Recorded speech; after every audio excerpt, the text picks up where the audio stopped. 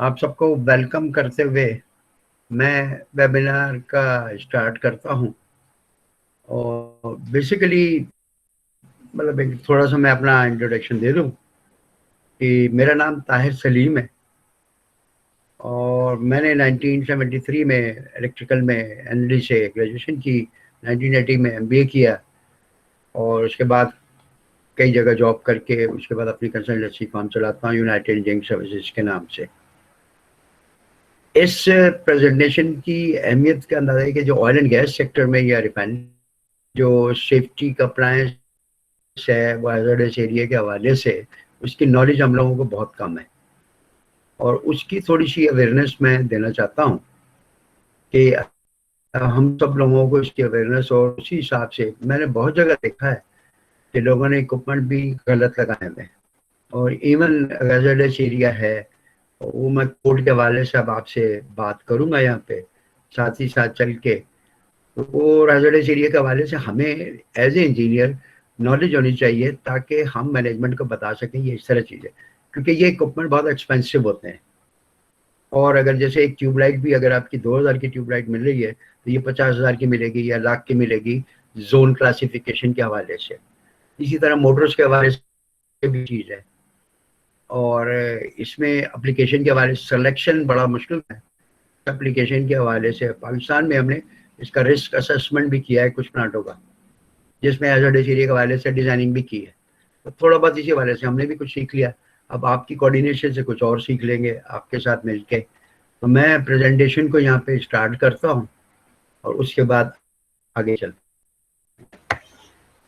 अब इसके मैं अगर इंट्रोडक्शन पे जाता हूँ तो हैजर्डस एरिया इक्विपमेंट की हैंडलिंग हम किस तरह करें और इसका इंट्रोडक्शन मैं आपके सामने पेश करता हूँ और सवाल हो तो आखिरी में हम क्वेश्चन आंसर सेशन भी कर लेंगे इस हवाले से। नॉर्मली एक बड़ा इशू है कि इलेक्ट्रिकल इंजीनियर्स को इसके में इन्वॉल्व किया जाता है ऑयल एंड गैस इंडस्ट्री में कि इलेक्ट्रिकल इंजीनियर की सारी रिस्पॉन्सिबिलिटी है कि इसमें हैजर्डस एरिया की क्लासिफिकेशन वगैरह भी वही करे। नॉर्मली इसकी जोन क्लासिफिकेशन वगैरह में केमिकल इंजीनियर करता है, क्योंकि उसमें जाने का कहते हैं केमिकल इंजीनियर को ज़रा प्रोसेस की नॉलेज होती है। तो बगैर प्रोसेस की नॉलेज के आप इसको कोई डिज़ाइन नहीं कर सकते। तो उस हवाले से कंपोनेंट सिलेक्शन हमारा काम सिर्फ ये होता है कि इलेक्ट्रिकल के हवाले से कि इसके अंदर जो है ना हम इनको स्पेक्स बना दें, वो इक्विपमेंट आ जाए उसको चेक कर लें। जो जोन क्लासिफिकेशन ड्राइंग में की गई है उसके मुताबिक इक्विपमेंट है या नहीं, वो मैं अभी आपके सामने डिस्कस करूंगा। तो ये बात हो सकती है। अब इसमें जैसे दो सिस्टम हो सकते हैं। Electrical system design for proper class group and division. अगर जो है ना क्या कहते हैं इसमें दो कोड बड़े मशहूर हैं। एक है आपकी एनईसी का जो अमेरिकन सिस्टम है उसमें डिवीजन ग्रुप्स आते हैं, और एक आईसी का है जिसमें 0, 1 एंड 2 क्लासिफिकेशन होती है गैस के लिए और डस्ट के लिए 20, 21 एंड 22 होती है। अगर इस सिस्टम को मैं अडॉप्ट करूं और उसके बाद एक न्यूमेटिक सिस्टम है कि अगर आपने इलेक्ट्रिकल की कॉस्ट से बचना है तो आप पूरे सिस्टम को न्यूमेटिक में कन्वर्ट कर दें तो हैजर्ड से बचा जा सकता है। तो ये दो सिस्टम है, यहाँ पे आप कर सकते हैं मतलब जो भी आपका है यहाँ पे। अब ये देखें ये वीडियो है, मैं मतलब ये इसको ठीक है वीडियो वर्ल्ड में बड़े एक्सीडेंट हुए हैं इसके हवाले से यहाँ पे। अगर बाद का मैंने बहुत जगह कई साइटों पे भी गया तो इस तरह के कमेंट लगे होते बगैर नॉन एजर्ट्स के क्लासिफिकेशन के। लोग ये समझते हैं कि जो नॉर्मल अनक्लासिफाइड इक्विपमेंट है, मतलब मैं क्या क्या बताऊँ आपको, मतलब एक बहुत जगह मैंने देखा है लोगों को इसकी नॉलेज नहीं है। एक साइड पे तो मैंने ये देखा कि बड़े इंपॉर्टेंट साइट थी और मैं नाम नहीं लेता, और उसमें कोई आग वाग लग गई थी और आग के बाद जो वायरिंग हुई और जो है ना क्या कहते हैं उसके बाद इलेक्ट्रिकल कंपोनेंट्स लगे सारे नॉन क्लासिफाइड, जबकि वो हाईली हैजर्डस एरिया था। गैस के वाले फ्यूम्स के हवाले से हाईली हैजर्डस एरिया था। तो जनरली अगर आप अपने प्लांटों पे जाएं या इंडस्ट्री में जाएं तो उसकी बहुत सारी चीजें होती है कि बगैर कंसिडरेशन के हम जैसे ये जैसे लिखा हुआ है कि ऑर्डिनरी इलेक्ट्रिकल डिवाइस इन जोन 2 एरिया। जोन 2 एरिया का अलग मरता है केबल एंट्री इन ऑपरेबल्स में ग्रैंड भी जो है ना, क्या कहते हैं, स्पेशल ग्रैंड लगते हैं। आपको पता है WHD के ग्रैंड लगने चाहिए, लोग क्या कहते हैं, हम PVC के ग्रैंड लगा देते हैं। DG कोड की pad and baggage reader not safety compliance,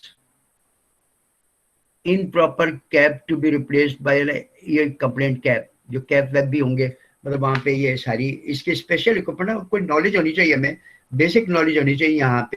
हमारा एरिया को डिफाइन कर लूँ, identify the different standards and making the materials, इसमें standards का बहुत रोल है। expose the different classification identification markings, explicate the meanings of symbol used on different marking methods, describe the hazard area marking with other indication necessary for an electrical apparatus. Choose the proper device, correct protection for installation in hazardous area. Expose the rules and safety measures to adopt with X apparatus, and this according to the level of protection. Determine the necessary checks and maintenance and materials stored in the hazardous area. Safety repairs and preventive maintenance on X materials.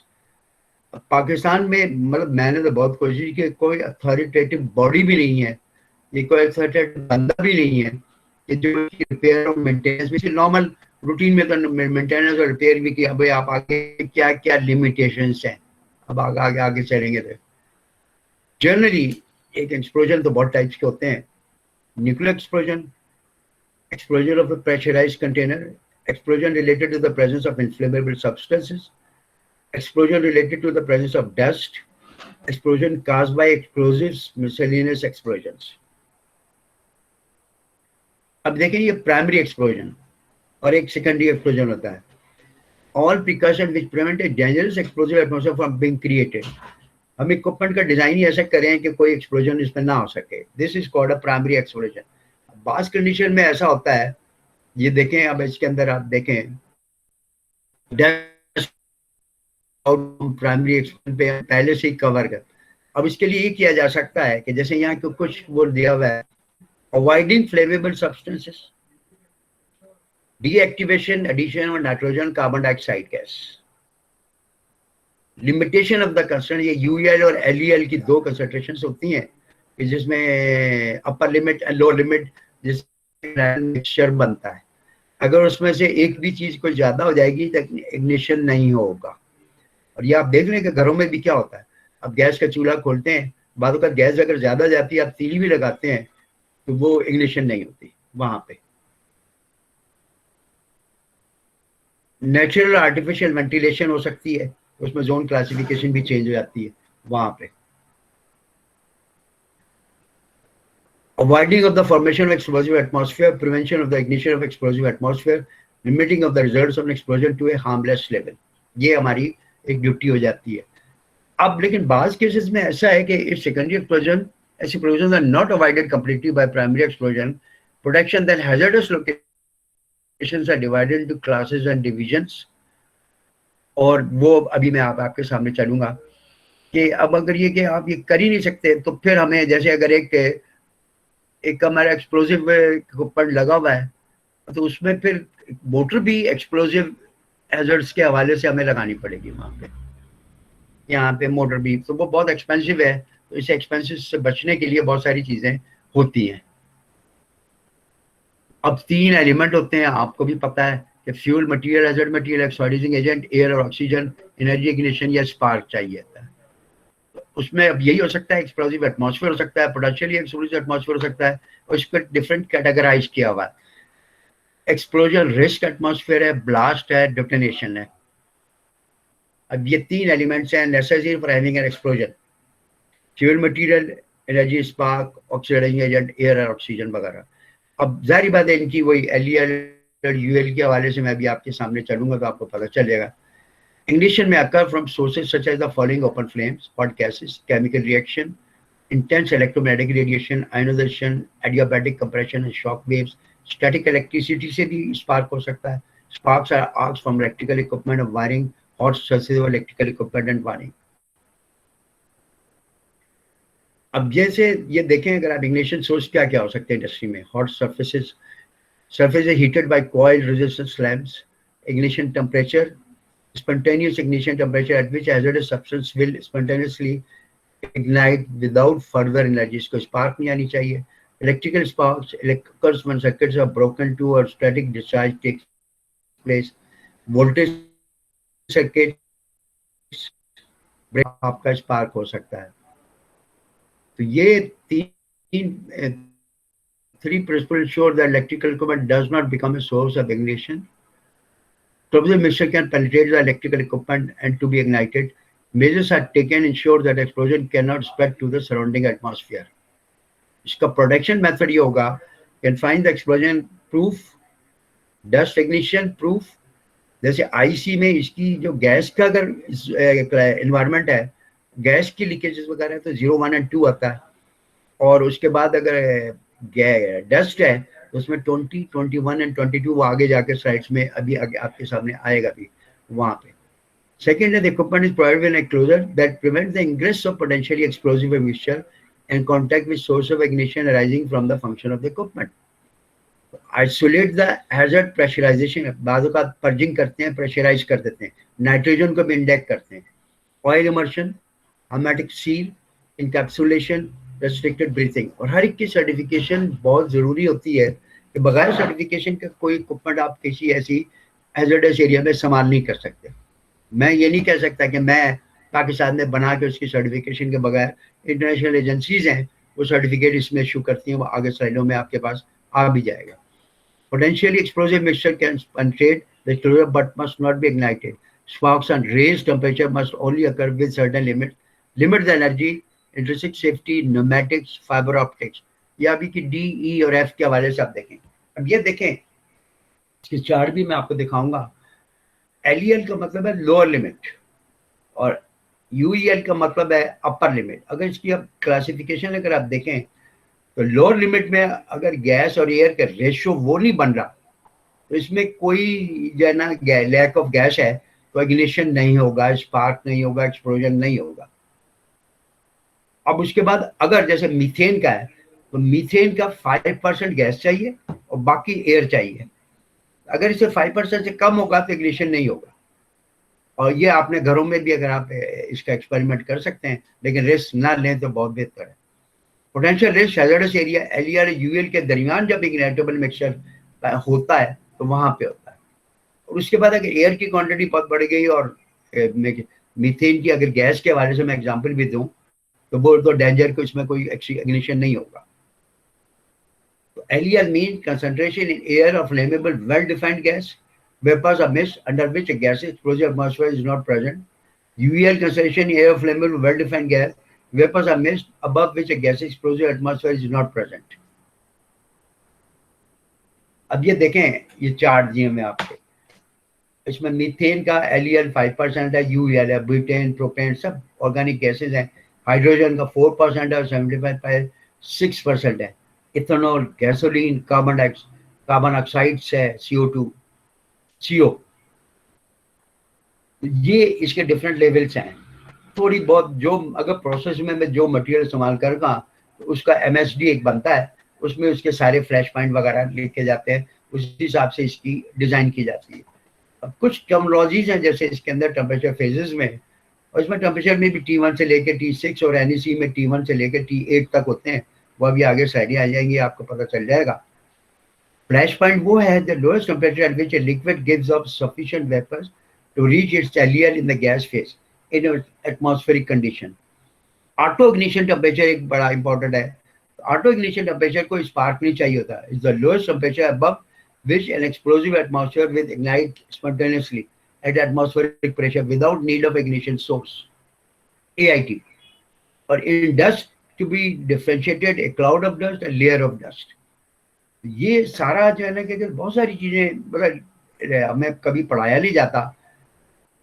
अब ये देखें, ये भी एक chart आपके सामने है. Different substances हैं और उसके ग्रुप इसका 2A कहलाया जाता है. तो LEL और UEL ऑटो इग्निशन उसका टेम्परेचर का चार्ट दिया हुआ है. उसके बाद फिर उसका बॉइलिंग पॉइंट और फ्लैश पॉइंट दिया हुआ है. तो फ्लैश पॉइंट जो है ना T1 टू लेके T6 तक है IEC के कोड में, उसके डिफरेंट रेंजेस हैं. तो आपको जब इक्विपमेंट सिलेक्शन करना होता है तो फ्लैश पॉइंट से नीचे ही उसका एक टेम्परेचर रहे, वो हमें सेलेक्ट करना पड़ता है।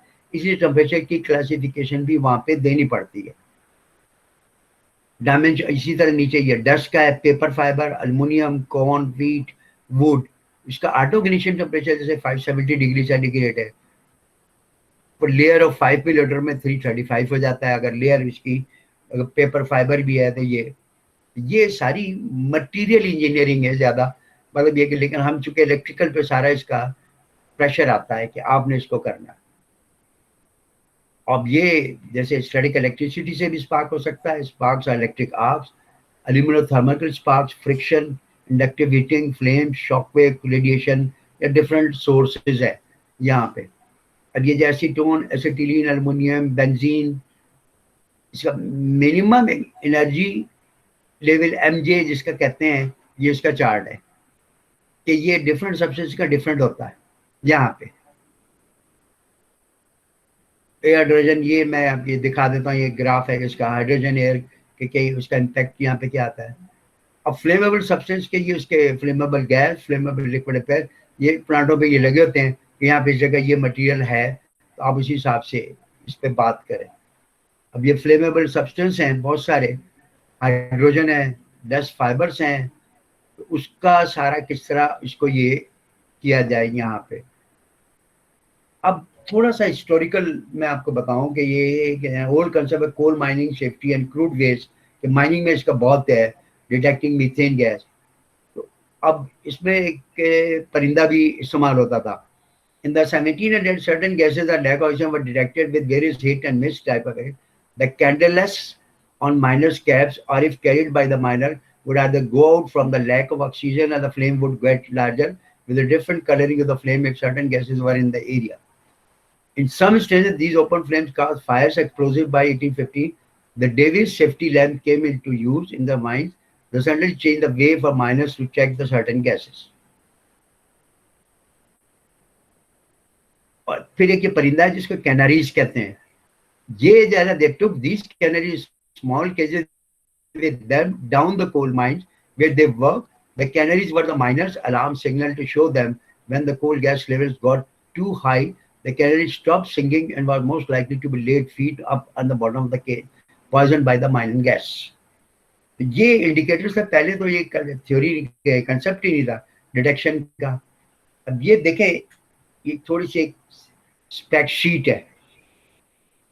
अब इस स्पेक शीट में अगर आप देखें तो ये बहुत सारी चीजें हैं जो आगे आगे क्लियर होती जाएंगी इसके बाद। अब जैसे ये जंक्शन बॉक्स है, अब ये एक्सप्लोजिव एक जंक्शन बॉक्स है। अब टाइप ऑफ एक्सप्लोजन है, एटमॉस्फेयर है तो गैस, वेपर और मिस्ट, और डी है तो डस्ट है।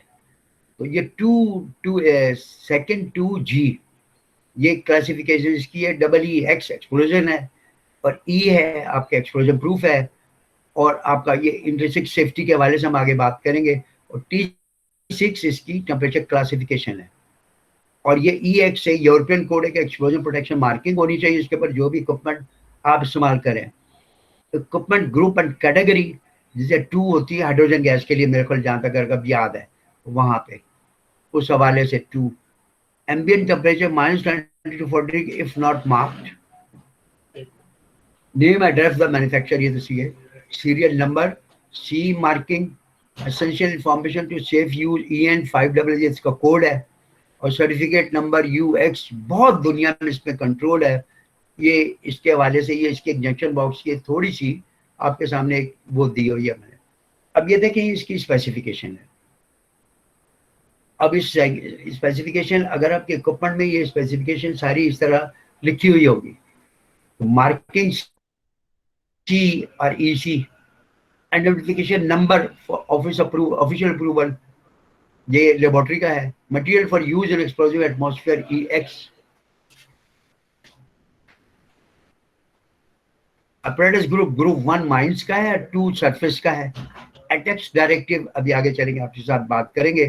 Both marking are required, atmosphere gas या डस्ट। तो ये देखिए जोन 0 और डस्ट में बोला तो जोन 0, जिसमें अगर आगे एक स्लाइड भी आएगी जिसमें आपको बताएंगे अगर 1000 आवर से ज्यादा इग्नाइटेबल मिक्सचर अवेलेबल है 24 घंटे तो वो आपका जोन 0 के लिए इग्नाइटेबल लिविंग से, इसको 0 सेक्शन कहते हैं।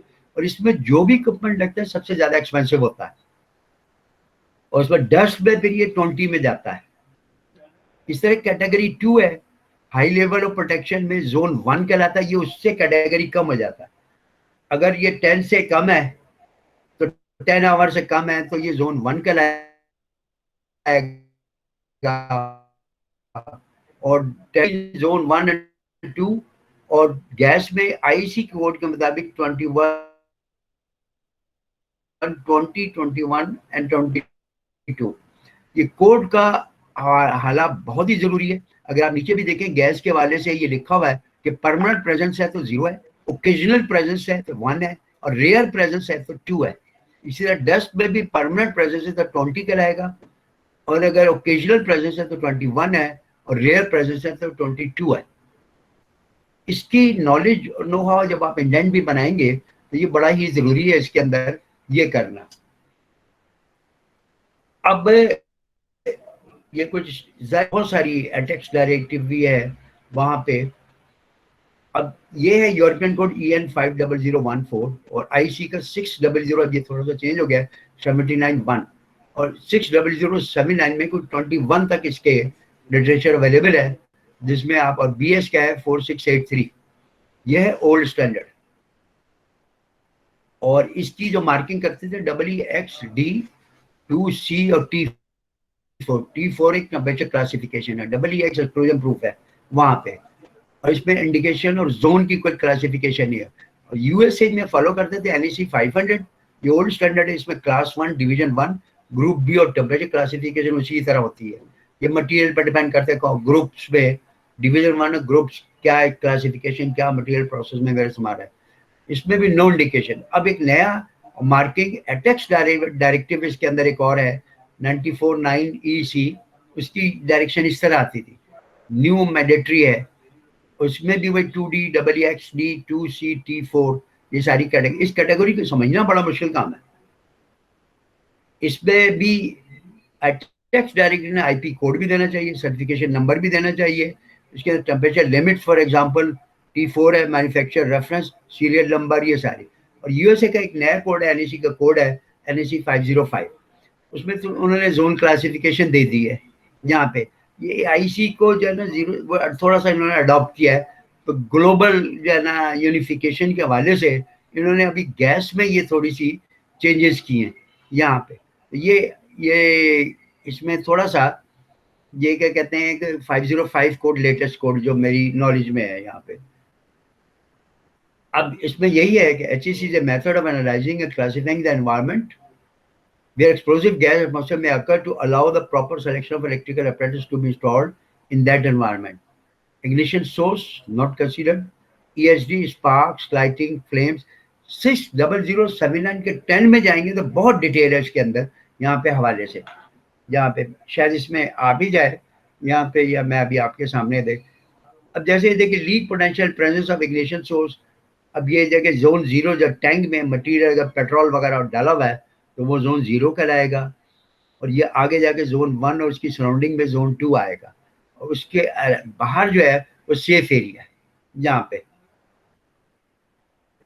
इसी तरह वेपर स्पेस में जोन 0 में क्लोज प्रोसेस वेसल्स हैं, स्टोरेज टैंक्स हैं, क्लोज कंटेनर्स हैं, एरियाज कंटेनिंग ओपन टैंक्स। ये चीज का ख्याल रहे इसमें जो मटेरियल इग्नाइटेबल मिक्सचर, हम मतलब ये कि मटेरियल इग्नाइटेबल है, और किस टेम्परेचर क्लासिफिकेशन इग्नाइट होगा वो आगे T1 से लेकर वो T4 से, जैसे इसमें लिखा हुआ पिछली उसमें, वो T4 के हवाले से इसके अंदर वहां पे दिया जाएगा। Flammable gas or vapor concentration is likely to exist in the air under normal operating condition. Flammable atmospheric concentration is likely to occur frequently because of maintenance, repair or leakage. Flammable liquid or vapor piping system containing walls, features, ये leakage भी हो सकती है, is inadequately ventilated area. The area below the surrounding elevation grade is such that flammable liquid or vapor may accumulate them. अब ये zone 1 में imperfectly fitting, अगर आपने मतलब गैसकेट्स वगैरह सही नहीं लगाई हुई हैं तो वो इनएडिक्वेटली वेंटिलेशन, थोड़ी सी गैस लीक कर जाएगी वहाँ पे। Oily waste water sewer basin loading unloading, मतलब वहाँ पे बड़ा ये जरूरत है।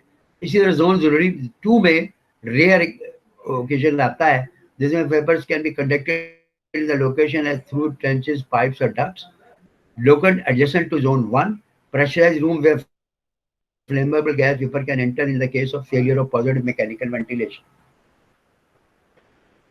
अच्छा, नॉर्थ अमेरिका में अब इसमें हैजर्डस एरिया में जैसे अगर इसका कंपैरिजन करें, डिवीजन 1 Z0 प्लस Z1 और डिवीजन 2 है Z2 है, ये NFPA, API, NFPA 70 और NEC में इस तरह की क्लासिफिकेशन की हुई है। और हैजर्डस लोकेशंस में class 1, class 2 and class 3। Gas vapour में भी वो ग्रुप्स कर देता है ABCDEF कि कौन सी गैस आप इस्तेमाल कर रहे हैं। जापान में हैजर्डस एरिया में class 1, class 2 and class 3, gas vapour में G1, G2, G3, G4। हमारे लिए बड़ा मसला है कि पाकिस्तान में इसके कोई कोड्स और स्टैंडर्ड्स हम दोबारा भी वहाँ पे ये इस्तेमाल करते हैं। अब ये देखें कि an experience process engineer judgement in visualising leaks and classifying hazardous area is the most crucial factor in the HSE exercise. ये थोड़ा सा इंट्रोडक्शन है। अब मैं जाता हूँ कि जोन लिमिटेशंस पे।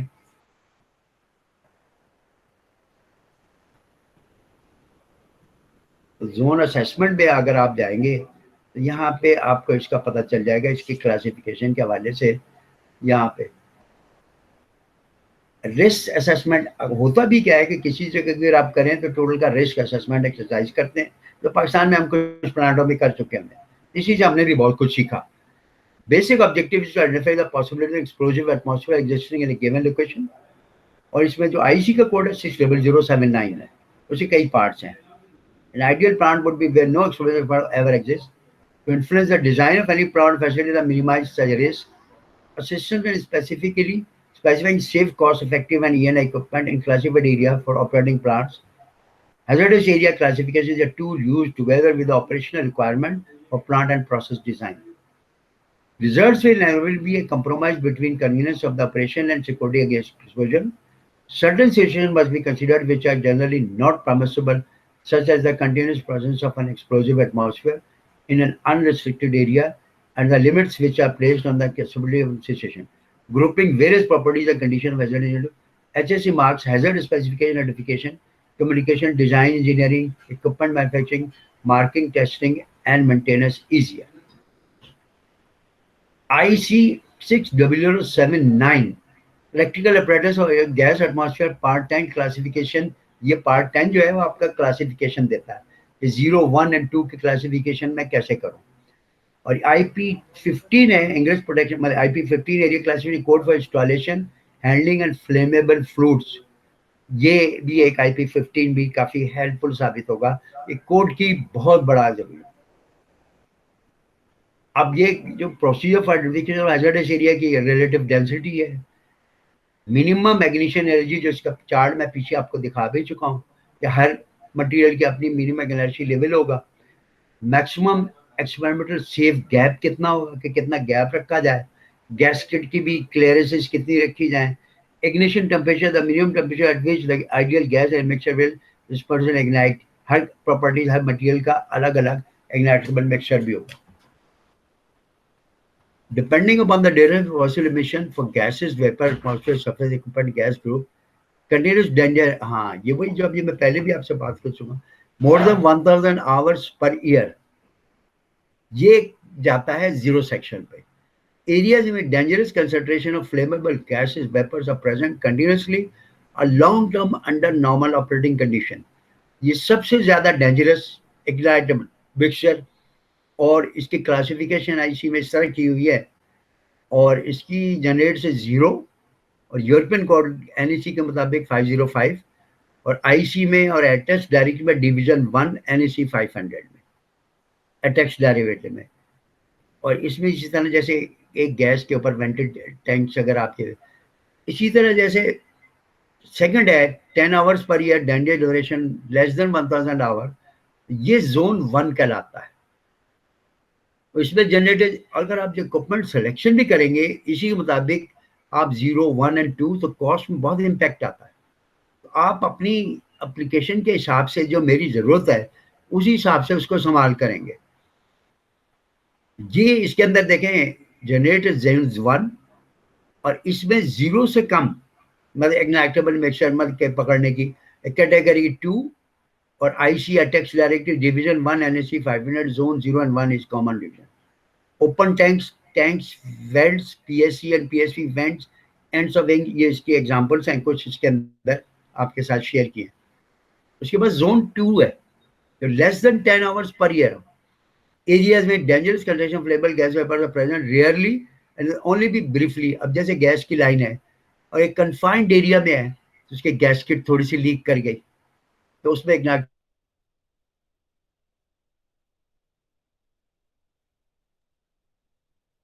flanges, connection, vents and joints of pipes, pumps and compressor gaskets that have a system designed to prevent leaks, glass inspection holes. हर जगह आपके अगर फ्लेम प्रूफ एक्सप्लोजन प्रूफ अगर जंक्शन बॉक्स में, तो उसमें इंस्पेक्शन होल होता है, एक इंस्पेक्शन के लिए ग्लास लगा होता है. ब्रीथिंग होल्स हैं, PCB membranes retaining stubs. Generally zone 1 is surrounded by zone 2 और category 2 is surrounded by category 3. ये और इसी तरह एक division 1 is surrounded by division 2. अब इसमें कॉम्प्लिकेशन बढ़ी है, कैसे इसको कंपेयर करें और किस तरह ना करें. तो हम ज़्यादातर जो पाकिस्तान में आजकल इसको इस्तेमाल करें 0, 1 और 2 पे IC कोडिंग पे जा रहे हैं. जैसे जोन 0 गैसेस का और इसका डस्ट में 20, जोन 1 गैसेस का और डस्ट में 21, और जोन 2 में गैसेस का और IC के कोड के मुताबिक है. और अगर अमेरिकन में जाए तो क्लास 1 डिवीजन 1, इसी तरह क्लास 1 डिवीजन 1 गैसेस में और क्लास 1 डिवीजन 1 डस्ट में. और ये इसकी उसी तरह ABCD और EFGH ग्रुप्स है. अगर आप अब ये देखें, ये बड़ा ही clear source of classifying as per NSE 505, ये कोडिंग EEXD2CT4, और उसके बाद USA के 500 कोड में अगर इसी चीज को हम डिफाइन करें तो क्लास 1 डिवीजन 1 ग्रुप B और T4. मार्किंग अटैक्स डायरेक्टिव में ये दूसरा, ये पहले भी मैं आपको बता चुका हूँ यहाँ पे. 505 में क्लास 1 जोन 1, ये थोड़ा सा अब चेंज हो गया यहाँ पे थोड़ा सा. इसी तरह ये दूसरी एग्जांपल है NSE 500 की, और दूसरी आगे पुराना वो जो कोड था बिफोर यूरोपियन कम्युनिटी के, वो सारा अलग उसके हिसाब से दिए हुए. इसी तरह अटैक्स डायरेक्टिव भी एक है, मतलब वहाँ पे ये इसी तरह यहाँ पे इसके अंदर हम निकाल सकते हैं. यहाँ पे मैं थोड़ा सा आगे बढ़ना चाहता हूँ कि मटेरियल इसमें बहुत है. अब जैसे ये गैसेज हैं, तो ग्रुप 2A में ये गैसेज आती हैं, 2B में ये गैसेज एथिलीन वगैरह है, 2C में हाइड्रोजन आती है. जो अगर मुझे थोड़ा सा याद है, प्रोपेन और ये जितनी भी गैसेज हैं उसके अंदर आती हैं. तो उसी हिसाब से जो मटेरियल आप यूज कर रहे हैं उस हवाले से आपने इसका रिस्क असेसमेंट करना है, और रिस्क असेसमेंट के हिसाब से आपने इक्विपमेंट सेलेक्शन करनी है, उसकी स्पेसिफिकेशन बनानी है, उस स्पेसिफिकेशन के मुताबिक परचेज. अच्छा, एक चीज़ और ख्याल रखें, पाकिस्तान में किसी को भी अथोराइजेशन नहीं है. हैजर्डस एरिया का कोई इक्विपमेंट पाकिस्तान में नहीं बनता. इवन उसकी रिपेयर भी बड़ा मुश्किल काम है. आपके पास यहाँ पे पाकिस्तान में मुझे तो नहीं मिला. जैसी बात अथोराइजेशन है, इसके स्टैंडर्ड ट्रेनिंग प्रोग्राम्स होते हैं. उस ट्रेनिंग प्रोग्राम से अगर आप अथॉरिटी ले लें, वो काफ़ी एक्सपेंसिव भी हैं. दुबई वगैरह में भी होते हैं कि एक आध कंपनी है, वो मेरे पास मतलब ये कि वो उसके हिसाब से करते रहते हैं, यहाँ पे कोर्सेज करते रहते हैं. लेकिन ये है कि वो कॉस्टली हैं यहाँ पे. अब ये ऑयल एंड गैस सेक्टर वाले काफ़ी इसी के लिए, ये इसका ये यहाँ पे इसी तरह यहाँ पे. अब ये क्लासिफिकेशन 1, क्लासिफिकेशन 2, अब ये very high risk zone 0, zone 0 और 20, 21, 2, बहुत सारी पहले. इसी तरह एटेक्स 95 है, और वो इक्विपमेंट के लिए. एटेक्स 137 या 135 वो वर्कर्स की सेफ्टी के कंप्लायंस के लिए, वो आगे आके वो भी आगे आ जाएगा वहां पे. वही 0, 1 और 2 की बात करें. अब यहाँ पे ये देखें, ये अब इक्विपमेंट है, ये हैजर्डस एरिया इक्विपमेंट है, और उसकी कोडिंग आपके सामने याद दी हुई है. ये हैजर्डस एरिया इक्विपमेंट है. अगर आपने जंक्शन बॉक्स भी लेना है DE, वो मैं आगे जाकर बताऊंगा, I के हवाले से, और जो हैजर्डस एरिया के हवाले से ये इक्विपमेंट की एक वो वहाँ पे है यहाँ पे. इसी तरह अब ये जो है वो टेम्परेचर क्लासिफिकेशन है. अगर आप ये देखें, इसमें T2A और T2B NEC में डाल दिया उन्होंने, और IC में जो है ना T1, T2, T3, T4, T5 और T6. और ये मैक्सिमम सरफेस टेम्परेचर, अगर एक मोटर के ऊपर मैं रखूँ तो उसका इग्नाइटेबल मिक्सचर टेम्परेचर है 450 डिग्री सेंटीग्रेड, ये T1 क्लासिफिकेशन में आएगा. और T6 जो है 85 डिग्री सेंटीग्रेड बस इसका फ्लैश पॉइंट यहाँ पे इस पे आएगा 85 डिग्री सेंटीग्रेड पे। तो मेरा जो इक्विपमेंट सेलेक्ट होगा वो इस फ्लैश पॉइंट से टेम्परेचर, उसका जो मैक्सिमम टेम्परेचर भी आगे जाए वो इससे नीचे के नीचे रहे यहाँ पे। ये मेरी एक सिलेक्शन का, और ये बड़ा, हम इलेक्ट्रिकल इंजीनियर तो बड़े कंफ्यूज हो जाते हैं इसके हवाले से। ये जो है ना, क्या कहते T1 से लेकर T6, तो आपने कोड में भी देखा यहाँ लिखा हुआ T4 T4 T4। तो T4 की क्लासिफिकेशन देखें तो इसकी 135 डिग्री सेंटीग्रेड है T4 की, NEC में उसमें भी वहाँ पे T4 की 135। ऐसे मतलब फ्लैश पॉइंट इसका है, जो भी मटेरियल मैं इस्तेमाल कर रहा हूँ उसमें वहाँ पे एटमॉस्फेयर में 135 डिग्री से अबव टेम्परेचर नहीं जाना चाहिए, इससे नीचे ही रहना चाहिए। तो मेरी अगर जो सिलेक्शन होगी वो इस पर डिपेंड करेगी कि टेम्परेचर क्लासिफिकेशन मैंने क्या दी। अब इसमें यही भी होता है कि हैजर्डस एरिया में अगर आपकी हार्मोनिक्स ज़्यादा हो तो उसमें थर्मल हीटिंग ज़्यादा हो जाती है, थर्मल हीटिंग ज़्यादा होती है। तो जो इक्विपमेंट अगर आपने टेम्परेचर क्लासिफिकेशन के हिसाब से खरीदा हुआ है उसकी वो हैजर्डस एरिया की कैपेबिलिटी खत्म हो जाती है। अगर आपने T4 का खरीदा है और वहाँ पे हीटिंग एटमॉस्फेयर में, एनवायरनमेंट में ज़्यादा हो गई, तो वो जो है ना आपके फिर वो उस टेम्परेचर क्लासिफिकेशन के लिए सुटेबल नहीं है।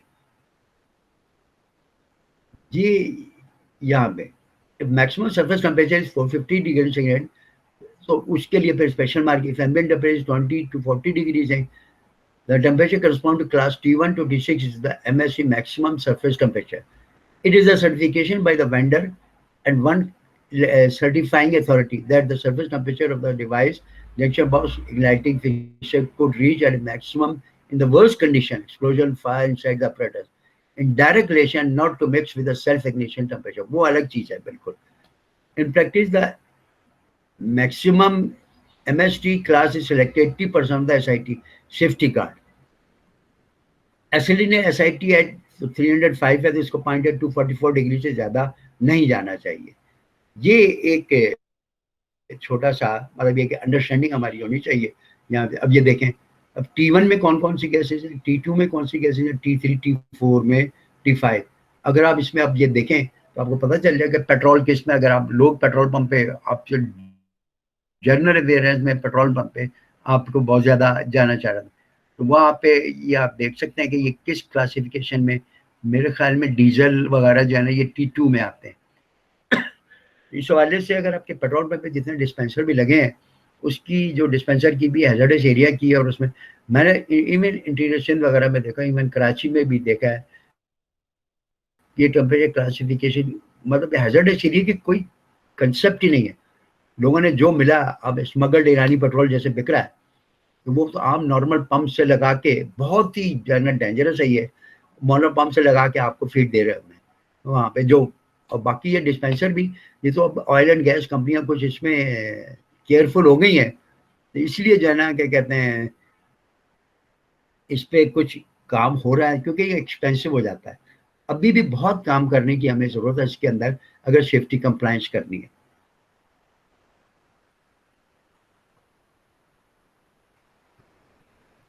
अब ये देखें, ये भी वही डिफरेंट कोर्स के protection concept in gas person letters. अब ये इंपॉर्टेंट है बहुत ज्यादा हमारे लिए कि यहाँ पे अगर आप ये देखें, E increase safety non sparking, D flame proof explosion. एक और ख्याल रखें, अगर आपने फ्लेम प्रूफ एक्सप्लोजन प्रूफ लिया है तो ये जरूरी नहीं है कि वाटर प्रूफ भी हो, ये कंपलसरी नहीं है। और E D N non incendive powder filling भी होती है। और इंटरसिट सेफ्टी आई, ये इंस्ट्रूमेंटेशन में ज्यादा इस्तेमाल होता है इंटरसिट सेफ्टी। और पी प्रेशराइज, अगर कार्बन डाइऑक्साइड डाल दें, आप नाइट्रोजन डाल दें, उसको प्रेशर कर दें। एक पैनल भी है, तो पैनल में अगर मैं कार्बन डाइऑक्साइड डाल दूँ या नाइट्रोजन डाल दूँ तो वो आपके प्रेशराइज सेफ इनकैप्सुलेशन हो जाएगी। और एक ऑयल से भी मर्ज कर सकते हैं आप, कि ऑयल से भी सेफ्टी मतलब ये कि उसको यूज करिए, डिफरेंट है। अब ये देखें इस शीट में भी यही है, E N A D N C, ये डिफरेंट उसकी क्लासिफिकेशन हैं जो protection equipment and gas zone में आपके इस्तेमाल हो सकती है। यहाँ पे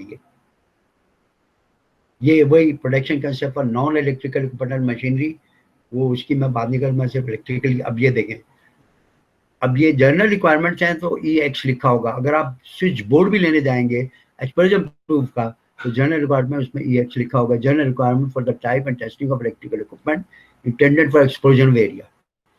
तो ये मोहर उस पर लगी होनी चाहिए। इसी तरह अगर आपका जाने का कहते हैं फ्लेम प्रूफ इनक्लोजर है, तो वो एक्सप्लोजन प्रूफ भी होगा। Flame proof explosion occurs inside the enclosure, the housing will withstand the pressure, अंदर जितना भी प्रेशर होगा, and the explosion will not be propagated outside the enclosure. और इसके ये कोड साइड में दिए हुए आपके। अब ये switch gear, transformers, motor boxes, lighting, मतलब ये कि जंक्शन बॉक्सेस वगैरह जरूरत है ये जंक्शन बॉक्सेस में फ्लेम प्रूफ इनक्लोजर। लेकिन ये आपने फ्लेम प्रूफ इनक्लोजर डी जो लगता है, ये आपका जो है ना क्या कहते हैं जीरो सेक्शन में लगता है ज्यादातर। नेसेसिटी भी इसकी जीरो सेक्शन में आती है यहाँ पे। और ये आप इसके बाद इंक्रीज सेफ्टी है, आई कहलाता है, applied only to equipment or its component part that normally does not create sparks or arcs, does not attain hazardous temperature, and whose mains voltage does not exceed। इसमें पोटेंशियल को कम रखता है, energy इतनी MIG जो है minimum magnesium level है, जो उसको जो है ना क्या कहते हैं कम से कम रखा जाए जो इसके लिए है। इसके बाद ये प्रेशराइज इनक्लोजर्स हैं यहाँ पे, इसमें भी कंट्रोल कैबिनेट स्विचिंग, मतलब ये कि ये आप टेक्नोलॉजी आप इस्तेमाल कर सकते हैं। अब ये इंट्रिंसिक सेफ्टी स्टिमुलेशन में होती है by limiting the energy in the circuit. तो आपकी जो पावर है, द फॉर्मेशन ऑफ इम्पेलमेंट, तो उसमें क्या करते हैं, जैसे आपकी मोटर में अगर आपने लिमिट करना है, जीनत डायोड लगा देते हैं, तो उससे आगे ये इंट्रिंसिक जो टर्मिनल बॉक्स है उसी में ये लगे होते हैं साथ पे। तो स्टिमुलेशन में जैसे एक्चुएटर, सेंसर, ट्रांसमीटर्स वगैरह में ये लगाए जाते हैं, तो उसमें आर्क प्रोड्यूस ही ना हो यहाँ पे, इसमें बैरियर बना देते हैं इसके अंदर यहाँ पे हिसाब से। इसी तरह ऑयल मर्चेंट अगर ऑयल में डिप कर दिया, तो ट्रांसफार्मर जैसे ऑयल में डिप होता है, हीटर स्ट्रिप्स है, और उसके बाद सैंड कार्ड सब फिलिंग है, मोल्डिंग है, नॉन इंसेंटिव है, मतलब ये कि जोन 2 में ये जाएगा यहाँ पे। तो इसकी लेबल्स भी यही है, IOQP, जब मैं आपके सामने प्रोटेक्शन इक्विपमेंट यहाँ पे, तो ये वही है। अब इसका मैं अलग अलग आपको इसका एक्सप्लेनेशन दूंगा कि DEI में क्या क्या लिमिटेशंस हैं। और ये मैं आपके सामने अभी आप फ्लेम प्रूफ XD का, अगर आप जोन 0 में काम कर रहे हैं और डी, इसके जो बेसिक प्रिंसिपल्स हैं वो बहुत इंपॉर्टेंट है। Joints and gaps have critical dimension function of gas group C in the following. Covers have warning labels if the enclosure must be sufficiently strong to withstand the internal explosion. ये सबसे महंगा मिलेगा आपको। Enclosure contains part that store energy or achieve। इसके अंदर gaskets भी आप कोई ऑर्डिनरी गैस्केट्स नहीं लगा सकते। इसके अंदर भी आपको जो वेंडर ने रिकमेंड की है वही गैस्केट इसमें अगर लगानी भी हो तो इसमें पेंट भी इसका एक्सप्रेशन होता है। और कोई होल आपके इसके अंदर नहीं कर सकते, एक्सटर्नल होल। और ग्लैंड भी एक्सप्लोजन प्रूफ ग्लैंड लगेंगे यहाँ पे इसके अंदर, यहाँ पे अगर आपको इसकी जरूरत है। Part that store energy temperature, fastener must confirm two dimensional strength, इसकी भी टॉक रेंज से प्रॉपर दें। Enclosure material must be fully specified and non metallic. Material must be fully defined and have a suitable thermal index. Cable and conduit entries must meet constructional requirements so the flame-proof properties are maintained. एक इसमें ख्याल रखें कि इसके अंदर MIG भी proper maintain करना है। अगर स्लाइडों में भी ये देखें, मिनिमम डिस्टेंस अगर गैस्केट्स का भी है तो इतना डिस्टेंस गैप लेंथ और गैप विड्थ इससे ज्यादा नहीं होगी अगर एक डी का डब्बा है आपका यहाँ पे। ये इंफॉर्मेशन बड़ी मतलब कम अवेलेबल होती है। गूगल में जाएंगे तो आपको बहुत सारी चीज में, the limit is the width between 225 millimetre long parallel flanges surface.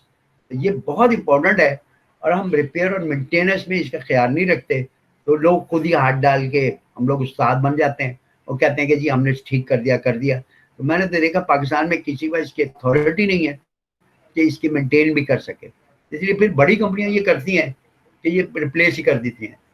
इसी तरह अगर आप ये देखें, इसकी ये ग्लैंड की cable entry device and D की, ये 3 टाइप की हैं। Direct entry by cable and cable gland, direct entry by conduit and sealing liquid, जो कंडूट सील लगती है हर में, जब भी आप डायरेक्ट जाएंगे कंडूट सील का आगे आ जाएगा। Indirect entry via x enclosure generally of E type, यहाँ पे अगर जोन आपकी क्लासिफिकेशन यहाँ पे कुछ चेंज हो रही है यहाँ पे इस हवाले से। अब ये देखें, ये cable entry device, cable glands have to conform to the requirement of the thread and joint thread 5 thread लगने ही चाहिए इसके अंदर जब आप थ्रेडिंग करें। फुल इंगेज थ्रेड्स 5 थ्रेड और 6 होते हैं, तो आपने इतने टाइट सके 5 थ्रेड तो अंदर जरूर ही जाने चाहिए। ये नहीं कि खाली ये लगा दिया वहां पे, अगर उसका एक्सप्लोजन प्रूफ के करना है। The wiring is done with conduits. Sealing fitting must be used. Material compound to be agreed up. अगर आपने एक कंडूट इस्तेमाल किया है किसी जगह और नॉन क्लासिफिकेशन एरिया में जाना है, उसके 18 इंच के डिस्टेंस में ये कंडूट सील लगती है और उसमें फिर एक केमिकल भी डाला जाता है कि उसके अंदर जो अगर केबल जा रहा है उसको सील कर दे, ताकि जो अगर स्पार्क है या इग्निशन है आगे फॉरवर्ड ना जा सके। तो नॉन क्लासिफाइड से क्लासिफाइड जाने के लिए ये कंडूट सील लगाना बड़ा ही जरूरी है अगर आप हैजर्डस एरिया में जाना है वहां पे। तो ये कंडूट सील का ये कुछ है।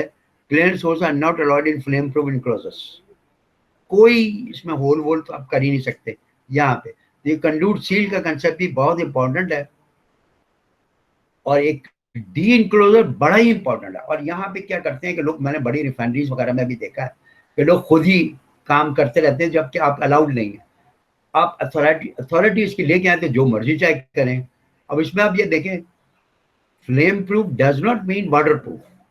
आप इंक्लोजर, ये सारी चीजें डिसाइड हो गई है कि मैं फ्लेम प्रूफ इंक्लोजर इस्तेमाल कर रहा हूँ, 0 सेक्शन है मेरा, क्लासिफिकेशन मेरी 0 है एज पर आईसी कोड। इसका ये है कि वाटर प्रूफ नहीं है और इसमें आईपी प्रोटेक्शन की आपको हेल्प लेनी पड़ेगी। आईपी 64 65 से अब भी जाया जाता है यहाँ पे। Flame proof joint must be protected against corrosion. Grease भी इसकी स्पेशल होती है। The use of gasket is only permitted when specified in the manufacturer documentation. Make sure that all covers and fittings are secure and that all bolts are in places. अब हमारे यहाँ तो ये बड़ा अजीब सा मजाक है कि 5 बोल्ट लगे हैं तो 1 बोल्ट की जरूरत ही नहीं है, 4 बोल्ट ही लगा दें। ये तो आप देख रहे हैं। और हैजर्डस एरिया में तो आपको बहुत ही एहतियात करनी पड़ेगी। Ensure that the ground connection from the enclosure to the plant remain insecure.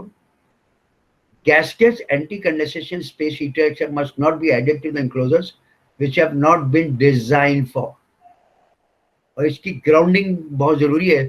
Grounding का बिल्कुल एक अलग कंसेप्ट है कि आपके ग्राउंड, मतलब ये मैं बहुत जगह इसमें बहुत दफा बात भी कर चुका हूँ।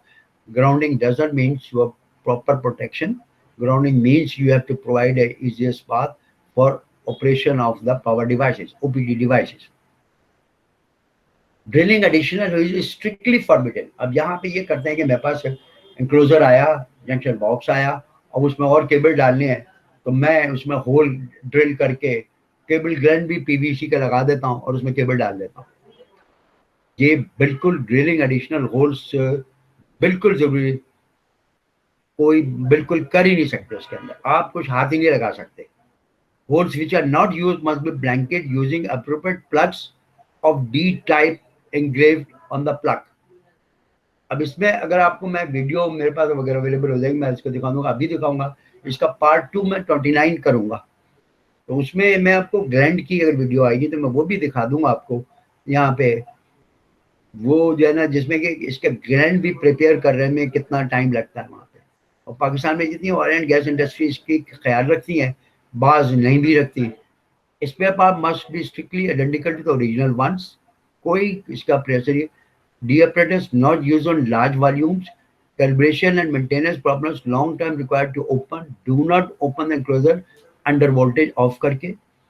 Use generally for electric appliances. Explosion proof and flame proof, इनकी दोनों टर्म में क्या मतलब ये एक्सप्लोजन प्रूफ एक्सप्लोजन। अच्छा, इसका एक और चीज भी है कि एक्सप्लोजन मतलब विद इन जंक्शन बॉक्स रहता है, बाहर एक्सप्लोड नहीं होता। ये इसका एक मतलब ये कि एक फीचर है। और इसमें ग्लास का एक होल भी होता है जिसमें कंडेंसेशन वगैरह होती है, तो आप वो देख भी सकते हैं। ये D joint clearance variation, gas escape. तो अगर जो इसमें अंदर गैसेस डेवलप जाती है उसकी स्केप करने के लिए ये दो क्लियरेंस है, ये जो है ना, ये थोड़ा सा दिया जाता था कि गैसेस इसमें से एस्केप हो जाए। Gas ejection from an EX D enclosure, ये पिक्चर बड़ी अच्छी है कि अंदर कोई जारी बात एक्सप्लोजन भी हुआ है कुछ है, तो ये गैसेज बिल्कुल सेफ कंप्लायंस करते हुए बाहर जाने का कहते हैं निकल जाती है ये गैसेज यहाँ पे। Cover and body with precision machine flat joint construction, ये बोल्टेड कवर की बात है यहाँ पे। ये बिल्कुल exhaust gases flames are cooled as they pass through many cover threads, इस तरह भी की गैस किल बनाई जा सकती है ताकि कूलिंग अरेंजमेंट हो जाए इसके थ्रेडेड कवर के हवाले से। और 5 सेट तो करना हमने पहले भी बताया कि वो जरूरी है, ये स्पेसिफिकेशन बताया। अब ये जैसे केबल ग्लैंड की मैं वीडियो दिखाता हूँ, ये वीडियो चलेगी, ये वीडियो मैं आपको दिखाता हूँ। ये देखें एक्सप्लोजन प्रूफ केबल ग्लैंड है। Pass back nut and gland ring over the conduit and conductors, ensuring that cutouts of the gland ring raise the enclosures. Pass spigot over the conductors and screw into the conduit. Remove the rubber pot from the entry. Pass the entry over the conductors. Assemble the gland and tighten back nut on the entry until the gland ring is drawn into the spigot. Then remove entry. Epoxy compound preparation. When handling this material, the gloves supplied must be worn. The epoxy compound is supplied in the form of a 2-part package. These should be mixed into the ratio of 1:1 till both colors have blended into one without any streaks. Rolling and folding is the most satisfactory method of obtaining an even blend. Once mixed, the compound must be used within 30 minutes. After this time, it will begin to stiffen. The compound should be kept at an ambient temperature of no less than 20 degrees Celsius prior to using. At lower temperatures, it becomes difficult to mix. Should any compound come into contact with the skin, it should be cleaned off with skin cleaner and not allowed to dry on the skin. Only compound for immediate terminations should be mixed. Spread the conductors out of the compound packing.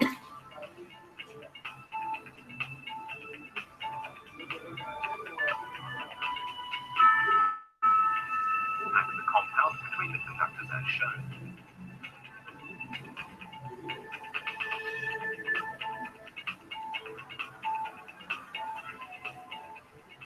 With all gaps and voids filled, bring the conductors back together and pack more compound around the outside of the conductors.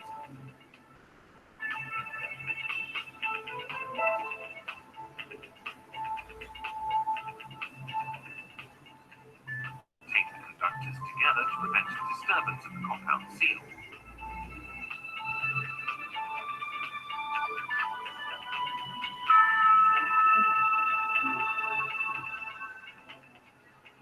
Pass the rubber pot over the spigot and remove any surplus compound from the top of the rubber pot and the joint face as indicated.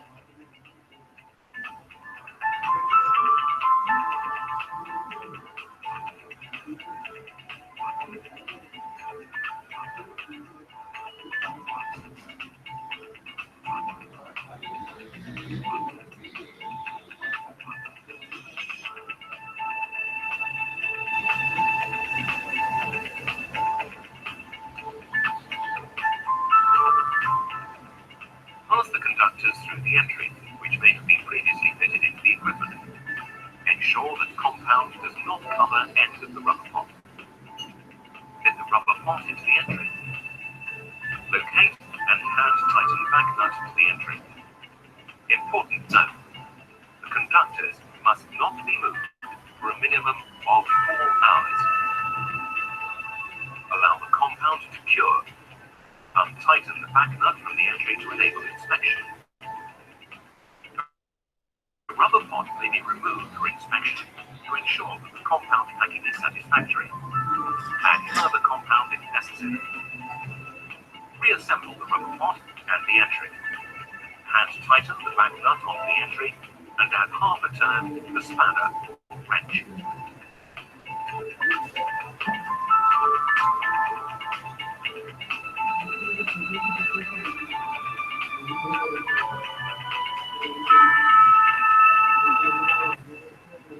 ये देखें ये video में, और मुझे याद भी है कि ये जगह मैंने वीडियो दिखाई है कि गैस की कंपनी थी, उसमें उनका प्रोजेक्ट लग रहा था तो मैनेजमेंट कहती थी कि जल्दी करो, इसमें टाइम लगता है। और गोरा जो था वो बहुत ही इंसिस्ट करता था कि प्रॉपर प्रोसीजर को अडॉप्ट करना। ये हमारे कल्चर का फर्क है कि हमारे यहाँ तो है कि किसी तरह बस ये कि भैया घूम जाए चाहे जो भी हो, लेकिन ये कि वो प्रॉपर कंसिडरेशन के साथ मतलब ये कि वहाँ पे ये मैं खुद मेरा एक्सपीरियंस भी है इसके अंदर। तो आप ये देखें कि यहाँ पे जनरली अगर आप किसी जगह भी चले जाएं, even oil and gas sector में अभी भी आपको बहुत सारी गलत चीजें वहाँ पे मिलेंगी। ग्रैंड बनाना तो इस तरह है, यहाँ पे कि इस तरह लगाए आप वहाँ पे, तो अब वो एक्सपेंसिव होते हैं, इसलिए भी क्या कहते हैं यहाँ पे जाना। ये कुछ डिस्क्रिप्शन मैंने दिया डी बॉक्स के लिए जो 0 सेक्शन में लगता है। और इसी के बाद में अगला अगर अब मैं आगे चलूं तो यहाँ पे ये है इंक्रीज सेफ्टी ई, जिसका एक सिंबल हमने यहाँ पे बनाया है। तो ये 0 और 1 दोनों में लग सकता है यहाँ पे। अब यहाँ पे कहते हैं मोड इंक्रीज सेफ्टी में, increase safety is intended for products in which arcs and sparks do not occur in normal or under fault conditions. Enclosure must be constructed such that they can withstand the mechanical impact test and provide a specified degree of ingress protection. Terminals must be generally dimensioned for the intended connections, ensure that the conductors are securely fastened without the possibility of self-loosening. Clearance between bare conductor parts must not be less than the values specified for the rated voltage. Cryptic distance must not be less than the value specified for the rated voltage, and comparative tracking index CTI of the insulating material.